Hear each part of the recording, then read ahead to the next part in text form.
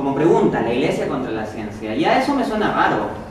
Me suena raro, la iglesia contra la ciencia. O sea, nos han vendido demasiado el mito de que existe una cierta contradicción entre la ciencia y la fe, ¿no?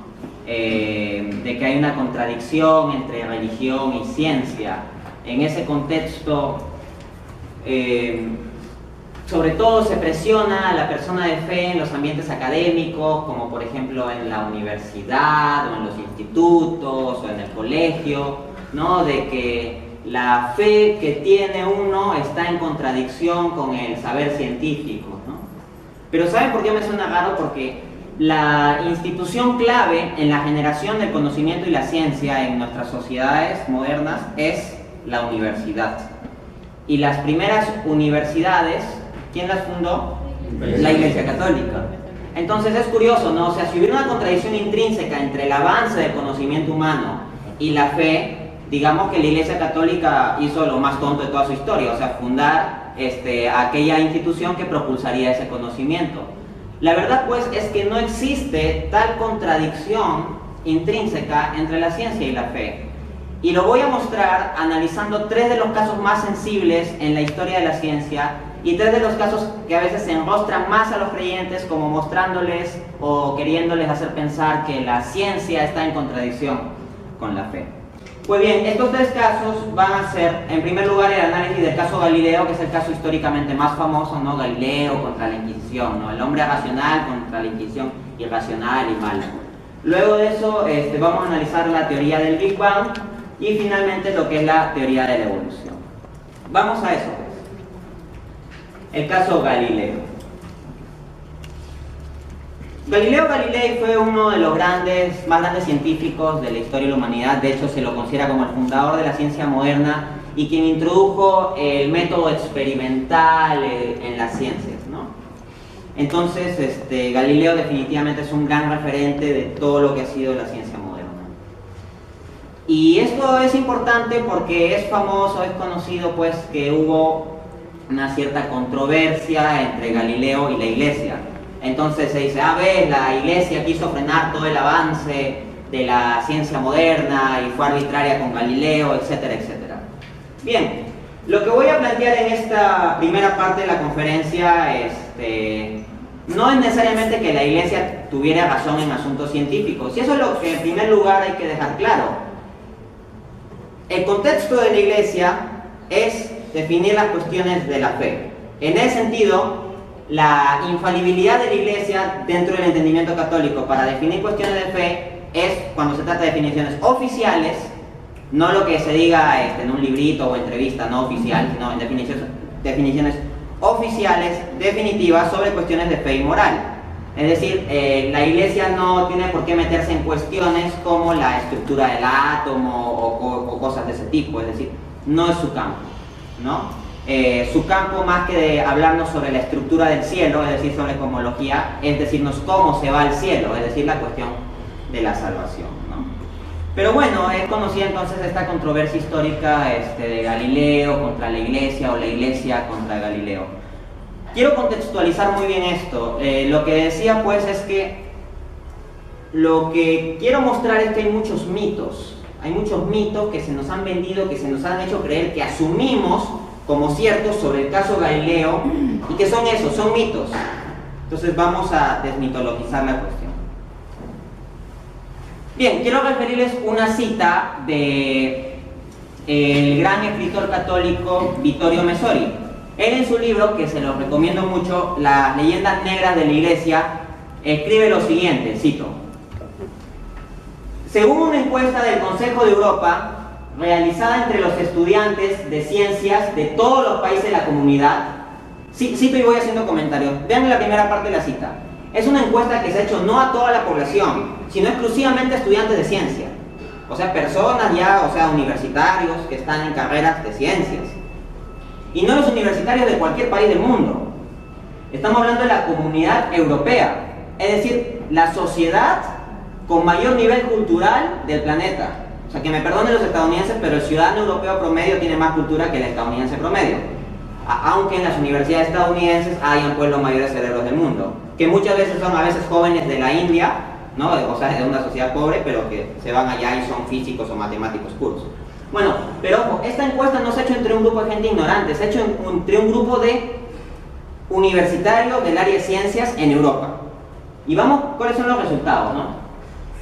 Casi el 30% de ellos tiene el convencimiento de que Galileo Galilei fue quemado vivo en la hoguera por la iglesia.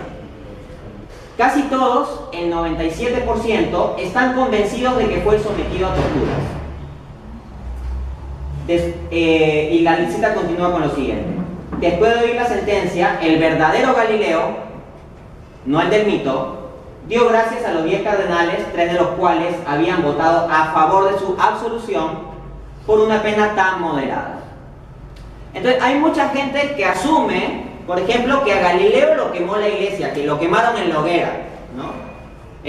Incluso te puedes encontrar en facultades universitarias a catedráticos diciendo a alumnos, como retando a los alumnos de fe católica o fe cristiana en general, no, es que el cristianismo o la iglesia están en contra de la ciencia. Mira, por ejemplo, a Galileo lo quemó la iglesia, ¿no? Totalmente falso. A Galileo nunca lo quemó la iglesia ni nunca lo quemaron, ¿no? Pero fíjate, es tan extendido el mito, es tan extendido el prejuicio, que el 30% de estudiantes con un alto nivel cultural piensan que fue así. O sea, piensan una tontería, una falsedad histórica demostrablemente falsa, ¿no? Pero lo peor de todo es que el 97%, o sea, casi todos pensaron que Galileo fue torturado. La Inquisición que procesó a Galileo no le tocó ni un pelo. Galileo nunca fue sometido ni a la más mínima tortura física, ¿no? Y uno dirá, ya, entonces lo torturaron psicológicamente. Bueno, el caso es que tampoco. El juicio contra Galileo fue un juicio bastante suave. Déjenme comentarles la historia. El punto es que tradicionalmente se asumía durante la Edad Media e inicio de la Edad Moderna que el geocentrismo, es decir, que la Tierra, nuestro planeta, es el centro del universo que está estático y que, por ejemplo, el Sol gira alrededor de la Tierra.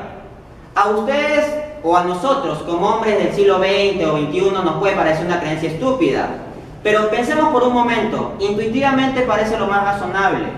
¿Por qué? Piensen en la frase que decimos, que mañana saldrá el sol, por ejemplo. Esta frase implica que intuitivamente percibimos que lo que se mueve es el sol, ¿no? Cuando propiamente lo que está más en movimiento para explicar eso es nuestro planeta. Pero intuitivamente lo entendemos del otro modo. Entonces podemos agarrar y despreciar a los hombres antiguos. Qué tontos, creían que el sol era el que se movía y la tierra estaba fija. Pero bueno, es lo que cuadra con las intuiciones básicas, es decir, no lo tratemos como unos totales tontos, ¿no? Y aquí quiero decir una cosa más. La ciencia de esa época tenía una comprensión y métodos distintos, apelaba bastante a lo que es la filosofía de Aristóteles, ¿no?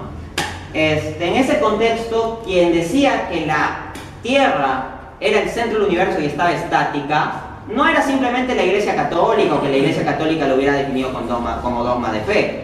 Revísate los catecismos desde el siglo I hasta la actualidad, o todos los decretos papales, así, que se haya puesto como dogma absoluto, así, de fe y moral, que la Tierra está en el centro del universo, que es estática. No, es que no es materia de fe. Era la misma ciencia de esa época la que pensaba que la Tierra estaba en el centro y era estática. Entonces, ojo, no es simplemente una pelea de Galileo contra la Iglesia, es una pelea de Galileo contra la ciencia de su época, porque los mismos hombres de ciencia de la época de Galileo, más o menos el siglo XVII, pensaban eso y tenían sus argumentos científicos para pensar eso. Argumentos más o menos deficientes, lo que quieras, pero argumentos al fin y al cabo. No es que decían simplemente, como dice la Iglesia, creemos que la Tierra está en el centro. No. Entonces contextualicemos un poco más esto. La ciencia de aquella época había llegado a esa idea. Entonces Galileo plantea algo distinto. Lo que va a decir Galileo es que la Tierra no está estática, sino que está en movimiento y que en realidad se mueve alrededor del Sol, ¿no? Cosa que por ciencia ya conocemos hoy en día como verídico. Bueno, y entonces hubo una controversia y se procesó a Galileo por sostener esa idea. Pero ahora quiero contextualizar bien cómo fue el proceso a Galileo. A ver, cito el paper de Francisco Porcel titulado Desarrollo tecnológico en la historia de la humanidad, Galileo Galilei y el telescopio. Cita: Galileo no solo se permitió abusar e insultar a sus amigos y protectores, entre ellos el propio Papa, sino también a los hombres de ciencia de su época. Llamaba a los que no aceptaban su sistema copernicano. El sistema copernicano sería pues el que te dice que la Tierra gira alrededor del Sol, ¿no? Que la Tierra no es el centro. Imbécil con la cabeza llena de pájaros, apenas digno de ser llamado hombre, una mancha en el honor del género humano, que se ha quedado en la niñez, y otros piropos por el estilo. Si ustedes ven la estructura de la cita, dentro de la doble comilla pongo una comilla simple cuando hablo de esos piropos. ¿Qué significa eso? Que son citas textuales de los textos de Galileo. O sea, Galileo a los que no concordaban con su teoría le llamaba de ese modo. Entonces, ¿cuál fue el verdadero problema de la Iglesia con Galileo y cuál fue el motivo por el que lo procesó? Si Galileo simplemente hubiera sostenido como hipótesis que el heliocentrismo, o sea que el Sol estaría en el centro y que la Tierra giraba, tal vez no hubiera tenido mayor problema. Y usted mira, antes es una especulación histórica que tú estás diciendo gratuita, ¿no? No, hay una forma de contrastarlo. Es que antes de Galileo ya hubo un hombre que sostuvo eso. Se llamaba Nicolás Copérnico. Nicolás Copérnico, acá ya hablamos del sistema copernicano, decía que el Sol estaba en el centro y que la Tierra era la que se movía. ¿Y saben quién era Copérnico? No era un científico rebelde de la Iglesia o algo así. Era un sacerdote polaco, era un sacerdote. Y que se desarrollaba en la astronomía y todo eso, y tenía amigos cardenales que lo apoyaban en su actividad científica, e incluso el propio Copérnico tenía dudas sobre si publicar su obra respecto de la tesis heliocéntrica, o sea que el Sol está en el centro, y sus amigos cardenales lo impulsaban a que sí lo hiciera. O sea, fíjate esto, es un hombre que Copérnico, que un siglo antes sostenía algo muy similar a lo que decía Galileo. Entonces, ¿cuál es el problema con Galileo si Galileo va a decir básicamente lo mismo? El problema es este. Galileo no sostuvo su idea como una hipótesis. Galileo la sostenía como una verdad absoluta. Él planteaba que era una verdad absoluta, al punto que cualquiera que no estuviera de acuerdo con él era un imbécil o era como un niño. Son citas textuales de su trabajo. Galileo tuvo dos procesos en la Inquisición. En el primer proceso se lo sentenció a no insistir en sus ideas de ese modo, es decir, que no podía seguir difundiendo las mismas ideas como si se tratasen de una verdad absoluta. Se le permitía, ojo, a Galileo que pudiera plantear sus ideas como una hipótesis, siempre y cuando mencionara también las otras hipótesis y planteara su propia idea como una hipótesis, ¿no?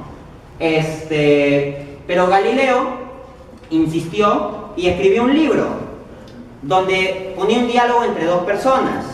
Y la otra persona del diálogo le llamó Simplicio, que lo que quiere decir es hombre simple, en otras palabras, idiota. Y bueno, el Simplicio, en el diálogo que transcurre todo el libro de Galileo, era el que sostenía la teoría heliocéntrica. Ahora alguien me objetará, no, pero de todas maneras la Iglesia se opuso a la ciencia, porque ¿cómo le vas a pedir a Galileo que sostenga como hipótesis algo que es una verdad? Y todo eso, ¿no? Bien, quien crea que en ciencia hay propiamente verdad, es que no conoce de epistemología. Lean a los epistemólogos, lean a Karl Popper, lean a Thomas Kuhn, lean a Imre Lakatos, lean a Paul Feyerabend. Lo que hay en ciencia es validez, lo que hay en ciencia es aproximación a la verdad, lo que hay en ciencia es eso, diferentes enfoques, pero propiamente verdad absoluta en ciencia no hay. Lo que tenemos son distintas hipótesis, tesis, teorías, pero verdad absoluta en ciencia no. Lean un epistemólogo como Mario Bunge, él mismo dice que la ciencia es falible. ¿La ciencia es un saber racional? Sí, pero también es falible, es decir, es un saber racional que no es absoluto. Galileo se lo tomaba su saber como absoluto. El propio Thomas Kuhn, uno de los más grandes epistemólogos del siglo XX, ¿no? Nada que un fanático católico, un epistemólogo, decía que San Roberto Bellarmino había comprendido mejor el método científico que Galileo al decir que las ideas de Galileo serían una hipótesis. Pero tal vez alguien insistirá, no, ¿cómo va a decir que es una hipótesis, que esto es verdad? Bueno, vamos a un aspecto más.